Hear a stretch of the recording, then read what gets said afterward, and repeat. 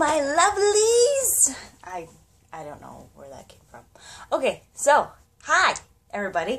All right, so today I'm going to talk to you guys about smudging, and there are thousands of books and videos and how-tos all over the place for you to learn how to smudge.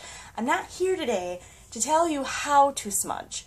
I'm here to ensure that if you smudge on a regular basis, that you are completing the process that you started out to do, okay?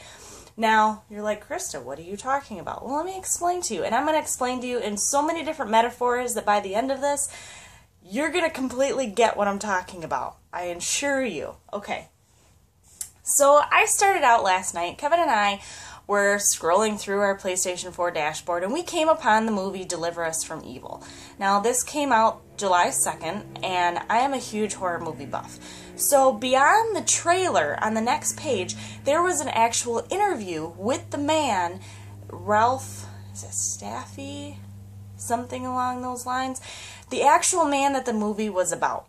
And he was an NYPD officer that worked in the 46th precinct in the Bronx. I mean, he dealt with the worst of the worst, and as a part-time, he was a demonologist. So now he's a full-time demonologist. And the way that he talked about stuff was just so matter-of-fact that he was awesome to listen to. Now, he's a religious demonologist, so he came at everything from the point of Christ, which not all demonologists do, but it was just awesome to listen to him and how matter-of-fact he was. And he basically told you, if you don't believe in what I'm doing, that's totally fine. I don't care. I'm not here to make you change your mind. I don't give a fuck. That's literally what he said. And he's like, basically what I do in my line of work is I give the devil the middle finger. And I'm like, fuck you. And I'm like, that's awesome. That is so awesome that somebody is so bold and so into what they believe in.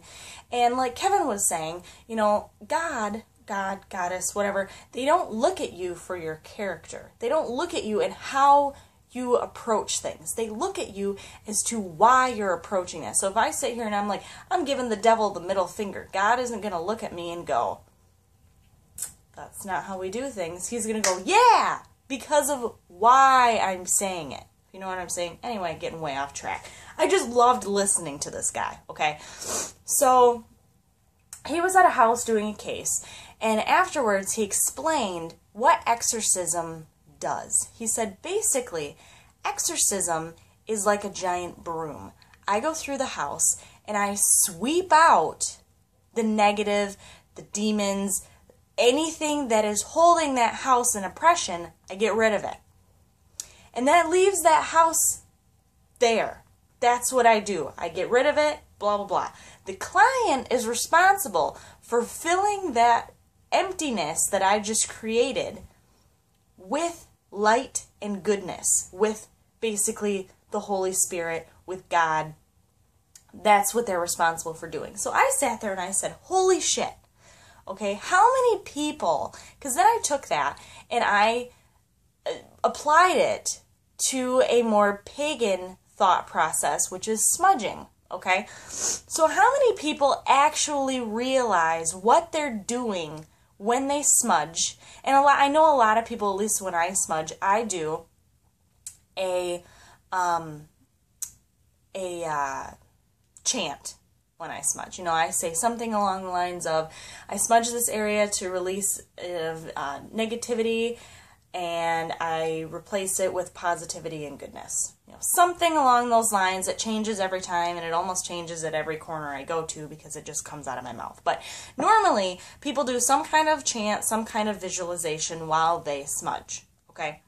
Why, though? Out of all the books and all the shit that you've read or learned on how to smudge, why do they tell you to do that? Because no book says, at least that I've found, why you are visualizing or why you are chanting. It's just part of the act. Well, let me tell you why, okay? Oh shit, my phone's over there. That makes me upset. Because I had something on my phone to read to you guys. But, okay. So, think about when you're smudging, what are you doing? You are purifying a space. Whether you are using sage, your smudge bundle, any different kind of herb. You're using clapping, bells, salt, sound, whatever you're using.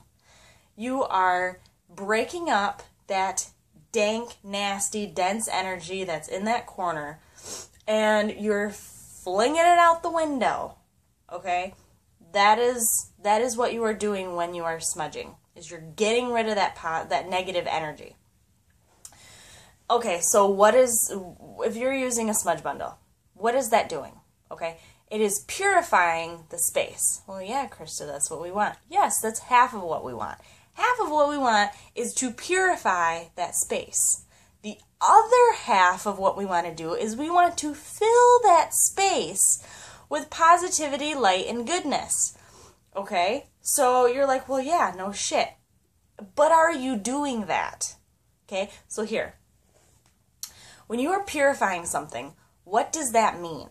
Okay, if you really think about it, and I had it up in the dictionary on my phone, and I'm using my phone, so that's no good to you. But to purify something basically means to take out whatever is harming you, negative, to make something safe to use, whatever. That's not the dictionary definition, but you get what I'm saying. To rid something of whatever's harming you, to rid something of negativity, and it was actually in there that said to rid something from evil. That is what it means to purify. So think about a water purifier. Something super simple. What does a water purifier do? Well, duh, Krista, it purifies water. But what does that mean? A water purifier takes out anything that's going to make harmful for us to drink. Well, yeah.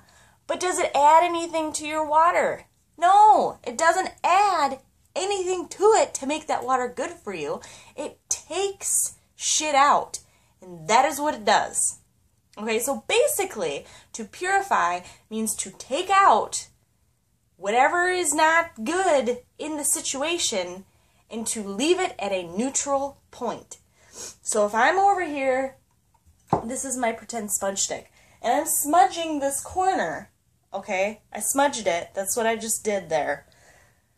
That returns that corner, while that dank energy that's hiding underneath these rocks over here comes out, and I push it out the window.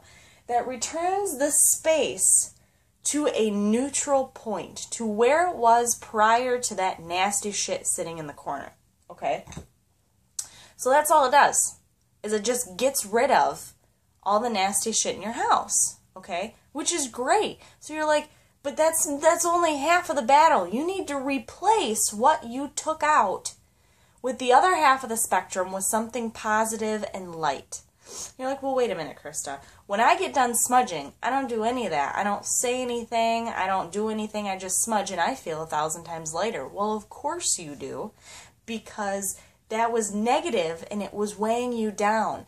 So even if you're not replacing that with anything positive, if you're just getting that out of the house, that's going to make you feel lighter. But for how long? Okay? If you're leaving that space open, then that just makes it that much easier for that negative shit to come back and settle again. So here's another example for you. If I have my cat, all right, so Patches is sitting in the lazy boy, and he's curled up and he's knocked out and he ain't going anywhere. If I lift him up and set him down on the ground, and that's all I do, what is preventing him from jumping back up into the lazy boy? Absolutely nothing. There's nothing preventing him. He's going to probably give me a dirty ass look and jump back up in the lazy boy and curl up and lay down again. Now, if I move him from the lazy boy and I set something there, if I set a pile of clothes, if I set a pile of books, if I set something in the space that he was just in, eventually he'll probably figure out how to get back up in the chair, but it's going to take him a long time, if at all, because, you know, he'll probably jump back up there once that shit's removed. But for right now, that space is being taken up by those objects, so the cat's going to go somewhere else because it doesn't have a place to go. Okay? So you guys following me? So when you go through and you smudge your home, I just went through and I smudged this corner. I got rid of that negative shit.